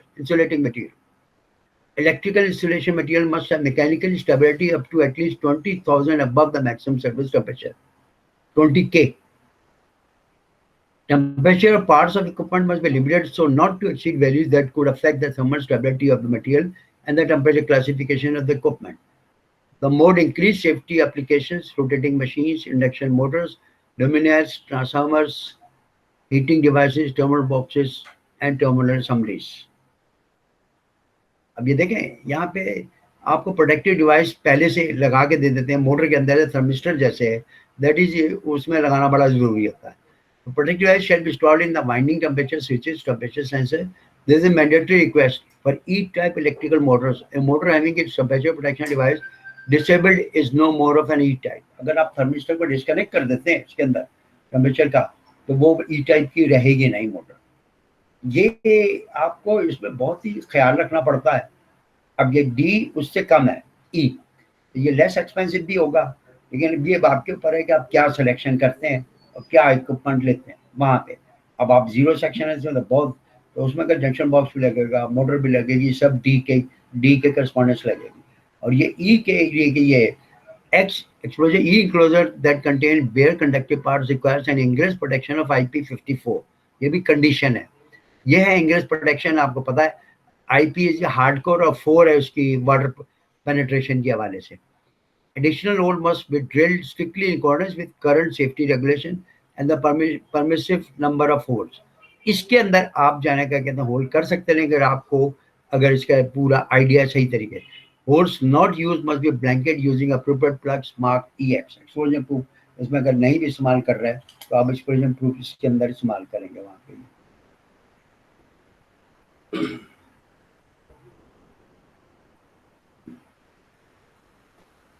अब ये देखिए injection boxes हैं। Always use the built-in terminals and connection. Do not replace and do not add terminals of part of the box they are ordered with. E junction box have a maximum surface temperature which is settled by what is normally inside the enclosure. Main connection terminal is E junction box is the guarantee by the fact that each connection is secured and cannot be loosened. आप इसमें मैं आपको बता दूं, आपको इन सारी ये जितनी हैजर्डस एरिया की चीजें, इसमें कोई अपने टर्मिनल भी नहीं लगा सकते। जो टर्मिनल आपके मैन्युफैक्चरर ने दिए हैं वही टर्मिनल्स लगेंगे इसके अंदर, कोई कुछ भी नहीं। इसी तरह के clamping yoke insulation displacement enclosures are located at maximum dissipated power figure which is used to calculate the number of terminals that ये मतलब वो ये लोग बड़ी, अगर आप ये देखें EXE एंड D का ये कंपैरिजन दिया हुआ है। और इसमें अगर आप ये देखें तो बिल्कुल क्लियर है। Material generally metal glass heavy expensive, और अगर आप किसी प्लांट में और किसी प्रोसेस में काम कर रहे हैं तो आपको ये जारी बात, आप गुड इंजीनियर है तो सारी इकोनॉमिकल कंसिडरेशन भी रखनी पड़ेगी। और मैंने तो यहाँ पे ये भी देखा है कि नॉन क्लासिफाइड मोटर्स आप 0 सेक्शन में लगी हुई है, जहाँ एक रिफाइनरी में मैंने देखा है कि उन्होंने बस कर ही दिया है कि पैसे तो हमारी जेब से नहीं जा रहा है, तो चाहे वो 1 हो चाहे जोन 2 आ रहा है तो तब भी 0 सेक्शन लगा दें टू बी मोर सेफ। ये गुड इंजीनियरिंग नहीं है। और ई में क्या है, material generally polyester, fibre glass, plastics, lighter, cheaper, और इसका स्टैंडर्ड ये है और इसका स्टैंडर्ड अलग 19 और 18। Technically, a flame-proof enclosure is designed to contain an internal ignition without any permanent deformation and without ignition being transferred to outside of surrounding. ये मैंने पहले भी था explosion proof का मतलब है कि explosion भी अंदर ही अंदर होगा। This protection mode is based on the impossibility of generating an ignition source. Sparks इसमें बिल्कुल नहीं होगा। अगर मोटर में थर्मिस्टर लगा हुआ तो स्पार्क होने से पहले पहले वो पावर ऑफ कर देगा। Even accidental during normal service, the rules of construction, the specific electric components, and the tightness of the enclosure are the main criteria for that define the protection mode. इसकी temperature class पे अगर आप जाएं, ये नीचे उसकी वो photo भी दी हुई है। At every point of its external surface, the flame-proof enclosure must have a temperature less than the self-ignition temperature. ये बिल्कुल बात पहले भी हो चुकी है। The highest surface temperature will be used to define the equipment temperature class, same as E. इसकी में increased safety enclosure must have a at every point without any restriction a temperature less than the safe। ये वही बात है यहाँ पे इसके अंदर ही, और इसके अंदर पिक्चर भी आपको हमने कुछ दिखाई है इसके एग्जांपल्स की। और बाद में ये होता है कि जैसे ईडी ऑपरेटर्स है तो all sparking research as switches, contactor, lamps, thermal relays, batteries, etc. packaged individually in a flame-proof enclosure. The electrical connection is made via XE cable included in the design or by means of an encapsulated cable. These couplers are then installed in an EXE enclosure. EXED enclosure की ये आपके सामने रखी हुई है।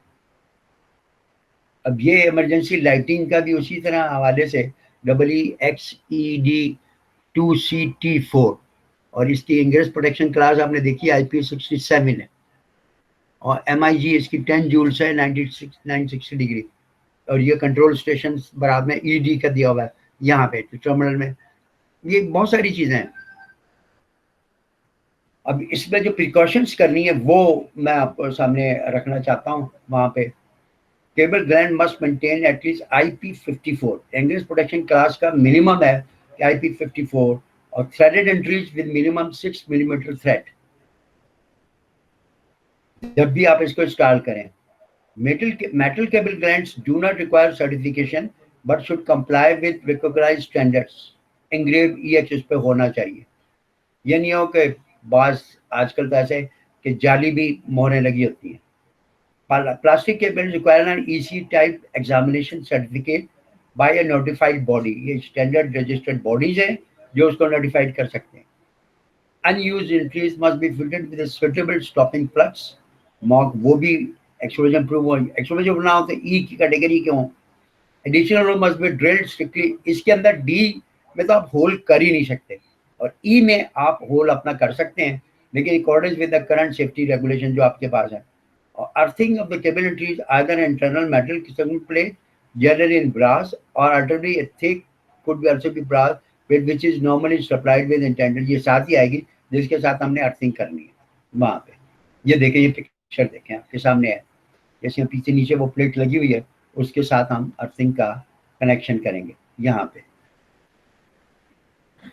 इसी तरह ये नॉन स्पार्किंग EXEN है। The mode non incentive can be suited to apparatus for zone 2। ये zone 2 के लिए they are design to comply with category 3G equipment according to ATEX 95। Non sparking apparatus, the risk of occurrence of arc, sparks and hot surface during normal operation has been minimized by the constructional means। और इसकी जारी बात है, इसमें आप seal कर देते हैं। The equipment is marked with an A। Sparking apparatus, arc, sparks and hot surface do occur during normal operation। Apparatus with protected contacts NC, energy limited apparatus and circuits NL, restricted breathing enclosure NR, simplified pressurization NP, a different stay apparatus है यहाँ पे। इसी तरह ये explosion proof या pressurise है। इसका भी अगर आप यहाँ पे ये देखें, the operation principle isolate the electrical parts from the external atmosphere by maintaining a pressure within the equipment enclosure at a high level higher than the external atmosphere। इसके अंदर कोई बाहर की गैसेस वैसे अंदर आ ही नहीं सकती। Pressurization, be sure that enclosure is tight enough to maintain the pressure. Minimum value 50 Pascal. Power cannot be turned on until the purge cycle has been, इसमें purging करनी पड़ती है, और purge volume भी more than 5 times the enclosure volume. Protective gas supply should be suitable for the equipment. Air or nitrogen should be from a clean, dry source. Ducting system should be free of leak and the inlet duct in a non-hazard location. In case of components and temperature, the ignition temperature include a warning about opening the door after a waiting time to allow for hot components to cool down. अब ये इसमें पर NEC 500 3 gears of purging, type Z, type Y और type X. ये है reduce the classification with an enclosure from division 2 to non-hazardous. Type ये आपके expenses कम हो जाएंगे. Reduce the classification with an enclosure from division 1 to division 2 और type X में ये डिफरेंट टाइप से क्लासिफिकेशन आपकी इसमें चेंज हो जाएगी. इसी तरह अगर ये इंस्ट्रूमेंटेशन में अगर हम काम कर रहे हैं, यहाँ पे ये है intrinsic safety concern electrical circuit and electrical loop being made intrinsically safe. अब इसके मैंने देखा है कि बैरियर लगे होते हैं और उसमें जीनोडॉइड का एक सर्किट बना होता है जिसके अंदर वो इतनी एनर्जी प्रोड्यूस नहीं कर देता, उसको अगर वोल्टेज एक्सीड भी कर जाती है, by limiting the energy under the ignition sparking point. Any apparatus, any device installed in HX cannot be I by itself. It needs a safety barrier installed in a safe area. तो जब मैं connection लेके आता हूँ तो ये barrier certificate उसके आगे फिर सेफ एरिया हो जाता है वहां पे. इसका बेसिक प्रिंसिपल ये द टाइप प्रोटेक्शन, अगर अभी आप आगे एग्जांपल भी आ जाएगी, is based on the principle of current and voltage limitation within electric current. तो एक जेनर डायोड का एक सर्किट बना होता है जो इसकी इग्निशन एनर्जी से कम एनर्जी इसकी रखता है. The type of protection instinct safety is particularly used in measurement and control technology as no high current voltage and capacities are required here. Terms and definition: intrinsic safety electric circuit in which neither spark nor the effect of heat can cause a certain explosion. Intrinsically safe electrical apparatus in which all circuits are intrinsically safe. Associated electrical apparatus which contain circuits, some of which are intrinsically safe, some are not, and which is designed such that the non-intrinsically safe circuit cannot negatively influence the intrinsically safe circuits. अब ये देखें, ये वही safe area का एक example आपके सामने है यहाँ पे, ये हैजर्डस एरिया में, और ये इसकी भी एक वीडियो अगर आती है तो मैं वो आपको दिखाता हूँ यहाँ पे ये. और इसके बाद अगर आप यहाँ देखें example to relate the I associated with MIT, let's consider the worst atmosphere requiring the minimum energy to ignite the value of being 1 watt. The instrumentation circuits are in 24 volt and current loop between 4 to 20 mil with maximum limited by safety barriers value at 30 volt and 30 mil. Maximum power which can be delivered 30 into 0.03, 0.9 watt, just under 1 watt. It is why instrumentation is using 24 volt and 20 milliamps as reference maximum value. It is as simple as that, but of course do not forget that we need power limitation devices, a voltage limiter, and current limiter, IA and IB. Category IA जो है इसमें electrical apparatus shall not be capable of causing ignition. Electrical apparatus from category IB shall not be able to cause the ignition of one substance. Safety factor 1.5, one दोनों 1.5, 1.0 ये दोनों में इसी तरह यहाँ पे. System IS is the only method by which safety is guaranteed when the equipment is faulty. The only method usable for zone 0, IA, permits simple commands such as switches, TCRTs to be used without certification but not approved barriers. Limited to low energy application, permits live maintenance and adjustment with safety barrier. Is the most widely used concept in process measurement and control. अगर आप instrumentation में काम कर रहे हैं, one loop, one safety barrier इसकी आती हैं. Or the mode power filling Q, protection is provided by immersing the ignition cable. The mode oil immersed है और the mode encapsulation M है. इसकी मैं वीडियो दिखाता हूँ अगर इंट्रिंसिक सेफ्टी की video.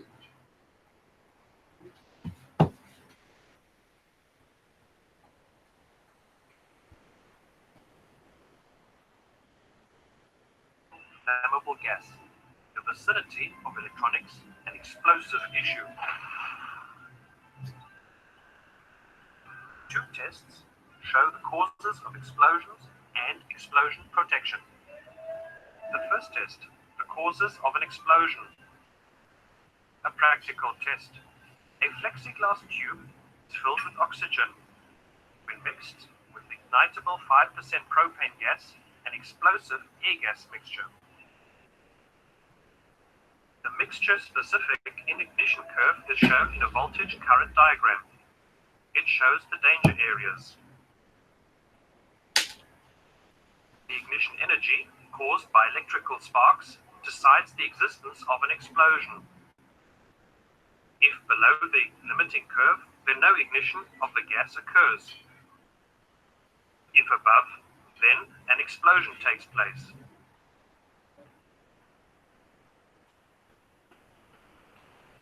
Our test explains the situation better. Within the plexiglass tube, we have an explosive area. In the explosion-free area, or safe area, we have a power supply at 24 volts and 2.5 ampere. The supply leads of the power supply are fed into the explosive area.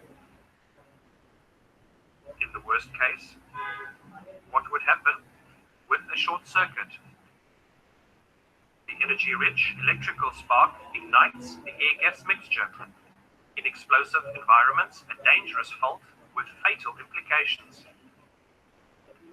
The second test, appropriate protection measures prevent an explosion. Once more, the same situation. A plexiglass tube filled with an explosive air-gas mixture.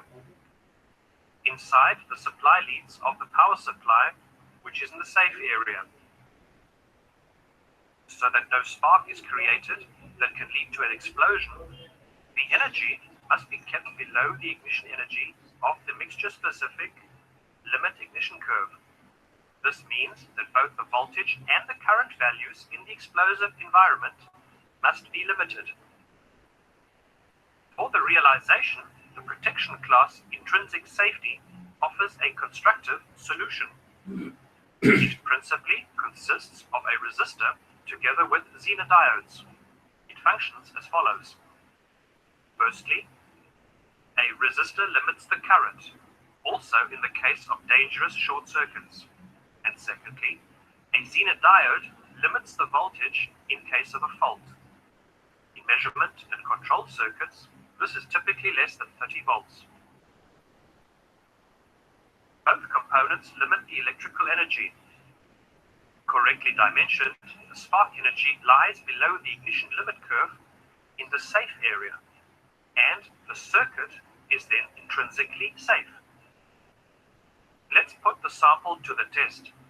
Our energy limiting circuit, also called secondary X protection, is installed in the safe area at the input of the supply or the signal lines from the safe area and at the output of the intrinsically safe circuit for the explosive environment. Test the worst case once more and short circuit the leads. A spark is created, is however unable to ignite the explosive air-gas mixture. The ignition energy is too weak. The reverse test, the secondary X protection is removed. The spark that is now created ignites the air-gas mixture and causes an explosion. Prevent major malfunctions with innovative interfaces. Consider only 12mm width requirement per channel. Modular and rail mountable, together with optimal expansion possibilities. Elegantly bridged.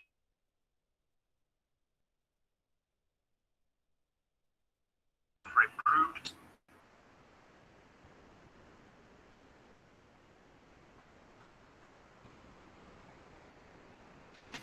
देखिए ये video आपने देखी है और ये जहाँ पे भी मतलब ये कि जब हैजर्डस एरिया के हवाले से ये इक्विपमेंट भी नॉर्मली इंस्ट्रूमेंटेशन वगैरह में इंडस्ट्रियल सेफ्टी के कंसेप्ट के हिसाब से ये इस्तेमाल होती है। अगर बहुत ही क्लियर वीडियो बहुत अच्छी है और इस हवाले से इसमें बैरियर ये बड़े महंगे आते हैं, पाकिस्तान में तो बनते नहीं, इसलिए हर चीज़ इम्पोर्ट करनी पड़ती है बाहर से।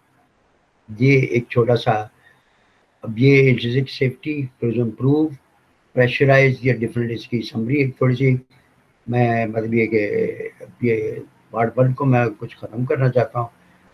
और इसी तरह ऑयल इमर्शन है, हर्मेटिक सीलिंग्स है, इनकैप्सुलेशन है, रिस्ट्रिक्टेड ब्रीथिंग है। न्यूमेटिक सिस्टम में फिर ये इलेक्ट्रिकल के हैजर्ड्स नहीं होते, लेकिन ये कि चूँकि न्यूमेटिक सिस्टम में स्लो रिएक्शन टाइम होता है, limited number of control operation, limited by distances, तो इसमें फिर आजकल फास्ट रिस्पॉन्स के लिए फिर अब इलेक्ट्रिकल का काफ़ी ज़्यादा इस्तेमाल हो रहा है, मतलब ये इसको न्यूमेटिक सिस्टम में दुनिया में से रिप्लेस करके इलेक्ट्रॉनिक्स के हवाले से यहाँ पे चले जाना। जोन 0 इंटरसेक्ट शेप आई ए, अगर इसमें जोन 0 में इंटरसेक्ट शेप कर रहे हैं तो आई ए होगा, और यूज जोन 1 में तो वो फ्लेम प्रूफ डी पी ये सारे सामान हो सकते हैं जोन 1 में, और यूज इन जोन 2 में जो है ना क्या कहते हैं ये सारी चीज़ें वहाँ पे। अब ये कि कॉस्ट का फ़र्क आता है आपके वहाँ पे। With the requirement of a recognized standard for industrial electrical product, which does not in normal operation produce arc power, the equipment must be enclosed with a degree of protection and mechanical strength suitable for the environment, be assessed by a person which is familiar with the equipment of any standard and codes of practice. बहुत ज़्यादा इसमें जोर है, standard and codes पे बहुत ज़्यादा जोर है। इग्निशन टेम्परेचर गैस और वेपर या डिफरेंट T1 से लेके T के उनके टेम्परेचर्स आपके सामने यहाँ पे है। So that at maximum surface temperature will not reach the ignition temperature, पहले भी मैं बात कर चुका हूँ। और ये अप्रेंटिस कंस्ट्रक्शन स्टैंडर्ड है, ये कुछ 0 1 2 3 ये IC 60079 के, और इसमें मैंने 18 तक दिया है, लेकिन ये है शायद 21 तक, और अलग अलग इसके ये चैप्टर्स हैं, और हर चीज़ को बहुत अच्छी तरह ये एक्सप्लेन किया हुआ है यहाँ पे।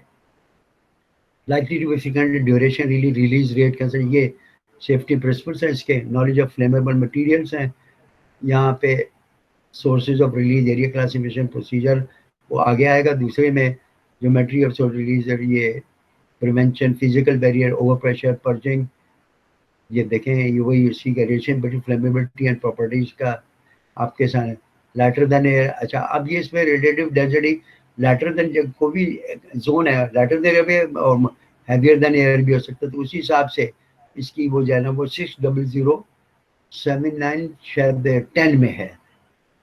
नेचुरल वेंटिलेशन और इसमें जोन क्लासिफिकेशन चेंज हो सकती है यहाँ पे। Primary grade source seals leakage expected in normal operation, drainage expected in normal operation, sample point expected in second grade source में सील्स लीकेज, ये सारी अब मैं थोड़ा सा आपसे क्वेश्चन आंसर। इसी तरह ये हाँ एक और है 86W79 के हिसाब से एक IP15 कोड भी है। Classification diesel point source is that a flange leak is likely to have a diameter of 1 to 6 millimeter. In addition, the diameter of the leak source is related to the level of release with respect to secondary zone 2.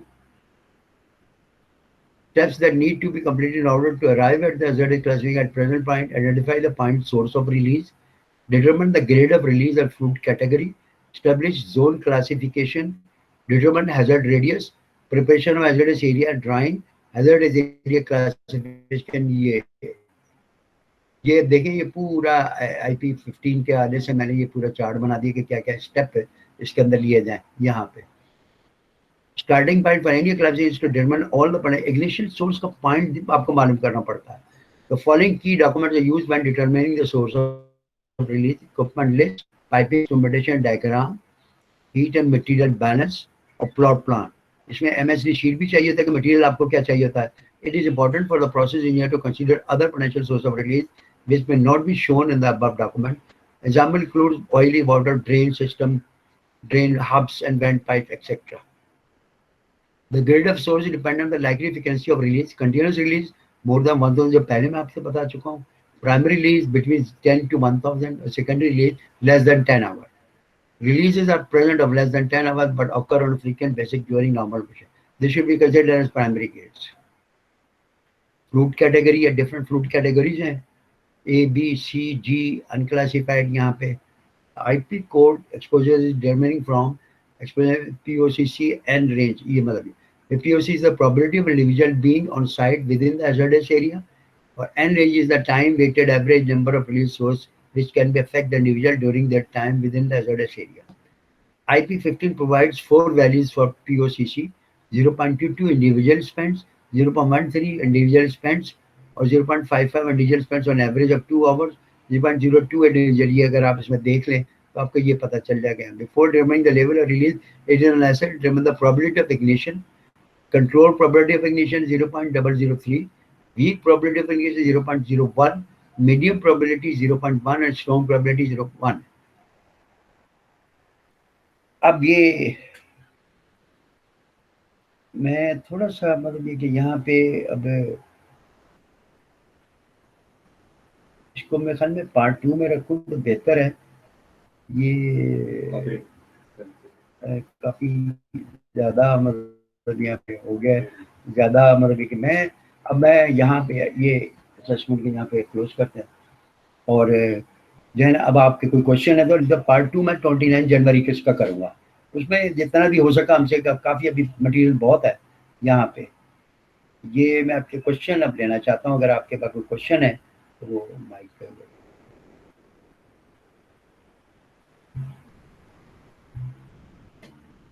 नहीं तो हम इसमें जाना क्या कहते हैं, question आपसे ले सकते हैं। अगर आपका क्वेश्चन बाद में भी अराइज हो, आप मुझे मेल भी कर सकते हैं और मेल पे मैं कोशिश करूंगा आपको जवाब दे दूं। और 600 अगर आपकी 79 आपकी उसमें होना चाहिए, आपकी लाइब्रेरी में भी ये होना चाहिए वहाँ पे। ये अगर आपका कोई क्वेश्चन है तो मैं बात करना है, क्योंकि काफ़ी कॉम्प्लिकेटेड सा हो जाता है। हेलो जी सर, फहद सलीम बात कर रहा हूँ। सर मुझे एक क्वेश्चन इसमें पूछना था कि EX के साथ एक CE की मार्किंग जो होती है वो किस चीज को शो कर रही होती है, और क्या कोई पाकिस्तान के अंदर कोई कंपनी ऐसी है जो कि ये है ना EX की मार्किंग है ना कहीं ना कहीं स्टैंप लगाए या CE की मार्किंग कर सकती है, या कोई अप्रूव इसका कोई सर्टिफिकेशन वगैरह होती है जिसके थ्रू आपको है जी, ना अथॉरिटी मिलती है? थैंक यू वेरी मच ये सर। एक्चुअली मैं आपकी एक चीज़ बता दूं आपको। हमने इसमें बहुत कोशिश की। पाकिस्तान में तो किसी के पास सर्टिफिकेशन नहीं है। अच्छा, लोग यहाँ से जा रहे हैं, दुबई में एक ऑस्ट्रियन कंपनी है और वो इसकी ट्रेनिंग भी कराती है, लाखों रुपए की ट्रेनिंग होती है वहाँ पे। और अब कोरोना की पता नहीं आजकल नहीं हो रही होगी। और उसमें फिर उनको वहीं जॉब मिल जाता है। पाकिस्तान के 4-5 बंदे हैं जो हमने ट्रेस किए हैं, लेकिन उनको वहीं जॉब वॉब मिल जाता है तो पाकिस्तान नहीं आते। पाकिस्तान में चूंकि इसकी ज्यादा require oil and gas sector में, जैसे PPL है, ऑयल एंड गैस और रिफाइनरीज वगैरह हैं, वो थोड़ा सा इसकी केयर करती है। या मल्टीनेशनल जो कंपनी है, ENI वगैरह हैं, वो थोड़ी सी इसकी केयर करते हैं। तो एक चीज तो अपने ध्यान में बिठा रहे हैं कि पाकिस्तान में कोई एजेंसी नहीं है, और इसकी अथॉरिटी दुबई में वो ऑस्ट्रिया से आके जो और की एजेंसी है उसकी सर्टिफिकेशन देते हैं। वो भी 1 to लेकर 10 तक डिफरेंट टाइप की सर्टिफिकेशन है। आपकी मेंटेनेंस वगैरह आप काम कर रहे हैं तो मेंटेनेंस की सर्टिफिकेशन करनी पड़ेगी। आपने डिजाइन किया तो डिजाइन की सर्टिफिकेशन करनी पड़ेगी। आपकी इंस्टॉलेशन क्या है तो क्या इंस्टॉलेशन करनी है, तो उसकी हर एक की सर्टिफिकेशन की वो अलग है वहाँ पे। आप मुझे मेल करें तो मैं वो लिस्ट भी आपको भेज दूंगा कि जिसके अंदर ये पूरी सर्टिफिकेशन लिखी हुई है कि ये सर्टिफिकेशन यहाँ पे बाहर से होती है। पाकिस्तान में कोई अथोराइज भी नहीं है। तो अगर एक लाइटिंग फिक्सचर भी है तो उसकी लाइटिंग फिक्सचर पे भी जाने का कहते हैं उसकी मेंटेनेंस कर सके। हो सकता है ठीक है, गैस्केट डैमेज हो गई तो गैस्केट भी वेंडर ने जो रिकमेंड किया है, जो प्रोसीजर है उसी हिसाब से करना पड़ेगा। ये इसमें बड़े इश्यूज हैं और पाकिस्तान में बड़े मतलब हमें प्रॉब्लम्स है इस हवाले से कि जो है ना क्या कहते हैं, पाकिस्तान में कोई बॉडी भी नहीं है, कोई इंस्टीट्यूशन नहीं है इसके अंदर। और इसके कोई PSQC ने कोई स्टैंडर्ड भी मेरे जहन में है कि अभी तक नहीं बनाया हुआ है। तो वही 6007 IC का है या NEC का 500 और 505 है, जिससे हमारा जरा ज्यादा रिलेशन, या NFP है। तो ये इनके हवाले से ही हम लोग गाइडेंस लेते रहते हैं। बाकी जो है ना हैजर्डस एरिया में काम करने के लिए बड़ी प्रिकॉशन चाहिए। और PPL वगैरह तो फिर यही करते इनके। एक मेरे पास एग्जांपल भी आई, देखें, एक इंक्वायरी आई थी, करोड़ों रुपए का सामान पड़ा हुआ है इसके अंदर, PPL के अंदर। और उसके अंदर जाना क्या कहते हैं, उन्होंने कहा इसकी सर्टिफिकेशन करके दें, इसकी टेस्टिंग हो कि ये किस Zone 0 का है, Zone 1 का है, Zone 2 का। हमने उनसे कहा कि हमारे पास ये अथॉरिटी नहीं है, हम तो सिर्फ स्पेक्स पे और इसकी सर्टिफिकेशन, आगे आएगा प्रेजेंटेशन में भी कौन कौन सी कंपनी इसकी सर्टिफिकेशन भी देती है। तो आप एक्सपेक्ट्स पे पता चल जाता है ये 0, 1 और 2 और किस टेम्परेचर क्लासिफिकेशन का। बाकी जो है ना क्या कहते हैं, इसकी कोई हम अथॉरिटी नहीं है हमारे पास कि हम इसको वेरीफाई कर सकें या इसको टेस्ट कर सकें कि ये 0 के लिए सही है। अगर उसकी सर्टिफिकेशन आपकी खत्म होगी तो बाहर की एजेंसी को हायर करें, वही सर्टिफिकेशन दे सकती है, तो हम लोग नहीं दे सकते। अब इसमें जब जहाँ तक सेकंड क्वेश्चन आपका स्टैंडर्ड की बात है, तो यूरोप के स्टैंडर्ड्स हैं, जापानीज के स्टैंडर्ड है, चाइनीज के स्टैंडर्ड है, सब अलग अलग है। तो उसी हवाले से ये मिक्सअप बहुत हो जाता है।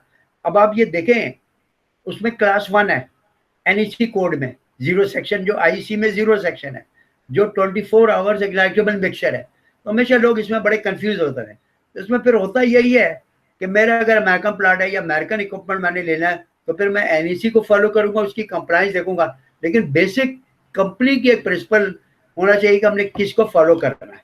हजरत एजेरी के हवाले से भी अगर मैं आईसी को फॉलो कर रहा हूँ तो फिर आईसी की कंप्लायंस देके कि एनईसी में कोई कंफ्लिक्ट तो पैदा नहीं हो रहा, उस हिसाब से मैं अपना इक्विपमेंट मंगाऊंगा। ये अच्छा, फिर बाद औक़ात ये है कि सारा चीज तो हमें लोन पे क्रेडिट पे आता है, मतलब ये कि हम लोग तो ग्रांट्स मिलती हैं तो उसी हिसाब से, तो फिर अगर अमेरिका का प्रोडक्ट है वो अमेरिकन स्टैंडर्ड के मुताबिक आएगा, फिर एनईसी को हमें वही देखना पड़ेगा। और अगर यूरोप का है तो आईसी देखना पड़ेगा और ईएन देखना पड़ेगा, ये यूरोप के कोड्स हैं। तो उस हवाले से यहाँ बड़ी मुश्किल है हैजर्डस एरिया। इसलिए मैं ऑयल रिफाइनरीज वगैरह के बंदों को बड़ा कहता हूँ कि आप अपनी नॉलेज को शेयर करें लोगों के साथ, लेकिन सारे बुढ़े बुढ़े हो जाते हैं तो फिर बात आगे नहीं करते, फिर आराम ही करते हैं घर जाके रिटायर होके। तो ये एक इशू है। अब हम चाहते हैं कि आप लोग यंग हैं, अब आगे इस चीज को आगे बढ़ाएं। और पाकिस्तान की रेगुलेटरी बॉडी सिर्फ पीएसक्यूसी है, और पीएसक्यूसी को इसमें भी कुछ काम करना चाहिए, लेकिन मसला ये है कि कोई इसमें कंट्रीब्यूट तो करे उनके साथ। इस कोड 6W और 79 का अडॉप्ट कराने के लिए वो कमेटियां बननी पड़ेंगी, और उसको मतलब ये कि मिनिस्ट्री से गजट नोटिफिकेशन वगैरह, वो बड़ा एक मुश्किल काम है, एक लंबा प्रोसेस है।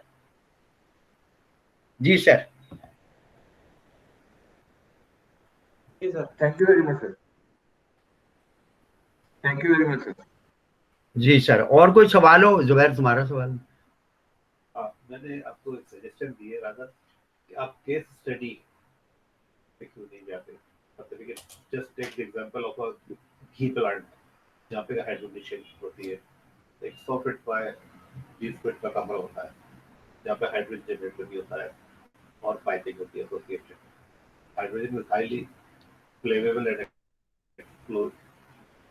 Explosive gas. ये जुबैर साहब मेरे साथ बैठे हैं, वो कह रहे हैं कि केस स्टडी इसमें शामिल करनी चाहिए।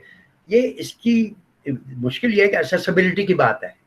हम मतलब या तो मैं कहीं जॉब कर रहा हूँ तो एक्सेसिबिलिटी मिल सकती है, अगर मैं जॉब नहीं कर रहा, रिटायर्ड आदमी हूँ, तो मेरे को एक्सेसिबिलिटी मिलना बड़ी मुश्किल है केस स्टडी के हवाले से। लेकिन अभी एक केस स्टडी में मैं आपको एक चीज़ और भी मैं बताता हूँ कि जहाँ पे मैं जा चुका हूँ, एक पोर्ट कासिम पे पावर प्लांट है आपका के इलेक्ट्रिक का, और उसमें हाइड्रोजन जनरेशन यूनिट भी है जो कूलिंग वूलिंग के टर्बाइंस की और उसकी, और उसमें बिल्कुल किसी को कोई कंसेप्ट ही नहीं है कि हाइड्रोजन मोस्ट हैजर्डस एरिया है कि, और उसमें जो लाइटें लगनी है तो लोग ये करते हैं कि जाने क्या करते हैं, नॉर्मल लाइटें लगा देते हैं। वो तो ये कि बॉम्ब ब्लास्ट पे आप फिर बैठे हैं किसी पर। तो अब ये इतनी बड़ी बड़ी कंपनियां, उसमें कोई बंदा भी नहीं है इसमें बात। मैं आपको एक एयरफोर्स का बताता हूँ, एक जगह मतलब जिसका मैंने थोड़ा सा जिक्र भी किया है कि मैं एनडी में बाद का कुछ मैंने पढ़ाया भी है थोड़ा बहुत, तो ये कनेक्शन थोड़ा सा लूज हो गया। मतलब ये कि आप मतलब उसमें मैं एग्जांपल केस स्टडी की आप बात कर रहे हैं ना, तो ब्रिटिशर ने जो उस वर्कशॉप का डिजाइन किया, वहां पे एक इंजीनियर था, उसने मुझसे कहा कि विजिट करें, मैं विजिट भी कर गया। तो फ्यूल पंप जो है ना उसकी मेंटेनेंस होती थी, तो जितनी वायरिंग जितनी चीजें थी जो ब्रिटिशर लगा के गए थे, ये पीएफ मसूद बेस में था, तो कितनी भी ये शार फैसल वाले, तो जितनी भी वायरिंग थी वो सारी आपकी जो है ना जो स्टैंडर्ड है आपका जो है ना उसके हवाले से यहाँ पे है, जितनी भी वायरिंग है स्टैंडर्ड के हवाले से। और जो है ना क्या कहते हैं वो जो है ना, बाकी एक कमरे में मैं गया तो वहाँ काला काला कुछ हुआ था, वो कहने का आग लगी है। अब आग लगी है तो उसमें जो वायरिंग की वो सारी नॉन क्लासिफाइड थी। आप हैरान है, मतलब ये कि मैं कहा कि क्या किया, कह रहे कि ये इंजीनियरिंग डिपार्टमेंट है कि हमारे से क्या ताल्लुक। बात ये है कि जो हैजर्डस एरिया के इक्विपमेंट है वो एक्सपेंसिव होते हैं, तो जो कस्टोडियन है उसको इसका आइडिया होना चाहिए। अब कस्टोडियन इसका मैकेनिकल इंजीनियर था, तो उस बेचारे को तो आइडिया नहीं, ना उसका कोई कसूर है, लेकिन जो इंजीनियरिंग डिपार्टमेंट है उसको अवेयरनेस इसकी होनी चाहिए। तो उस अवेयरनेस के हवाले से उसको ये, अब उसमें कॉस्ट बहुत ज्यादा आती है, तो हमारी जैसे परचेज का प्रोसीजर है कि 3 कोटेशन दो और 3 कोटेशन में जो लोएस्ट आप उसको दे दें, क्वालिटी वालिटी रिक्वायरमेंट के हवाले से कुछ ना देखें। तो उसमें मैं ये कहता हूँ कि इंजीनियर को अपनी स्पेसिफिकेशन बनाना बड़ा जरूरी है, जब हम लैग करते हैं बहुत ज्यादा कि प्रॉपर स्पेसिफिकेशन भी नहीं बनाते। हम समझते हैं स्विच है, हालांकि स्विच की भी अपनी एक स्पेसिफिकेशन है कि कहाँ पे हैजर्डस एरिया में लगना है, तो उसकी किस तरह, अगर इसका ब्रेकर भी लगना है तो हैजर्डस एरिया का होगा। ये है क्या है छोटा सा एग्जांपल, इंशाल्लाह मैं कोशिश करूंगा केस स्टडी करने की भी। तो अगर और कोई क्वेश्चन नहीं है तो हम इंशाल्लाह फिर नेक्स्ट 29 जनवरी को मैं इसको सर्कुलेट करूंगा, तो फिर इसको जेनेस का पार्ट 2 करेंगे। नहीं, 29 है अक्टूबर, सॉरी 29 अक्टूबर का, जो नेक्स्ट 15 दिन के बाद होगा। शुक्रिया जी।